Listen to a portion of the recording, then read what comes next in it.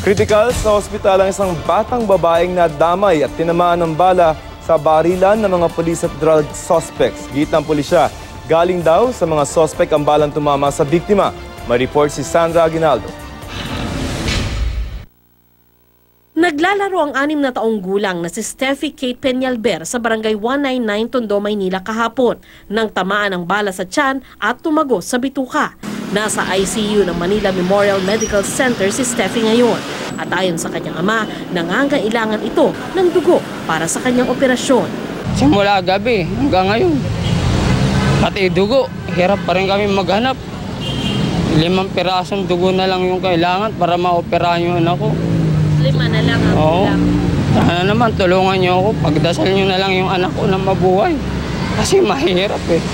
Sariling pera yung ginagamit namin pambili ng mga pangangailangan sa anak ko. Ang masaklap, hindi raw niya alam kung sino ang dapat managot sa sinapit ng kanyang agaw buhay na anak. Ayon sa Station 7 ng Manila Police District, nagkaroon ng palitan ng putok sa pagitan ng mga pulis at ilang drug personality sa lugar.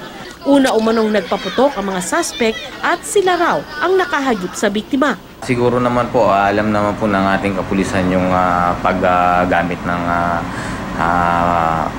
firearm po nila. So definitely sa mga suspect po nanggaling yung because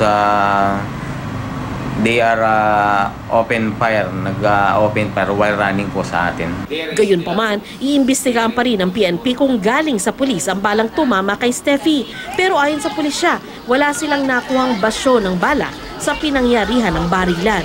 Titingnan din po natin yung kung ano po yung mangyayari doon sa ating mga tropa. Papatingnan din na po natin yung side nila.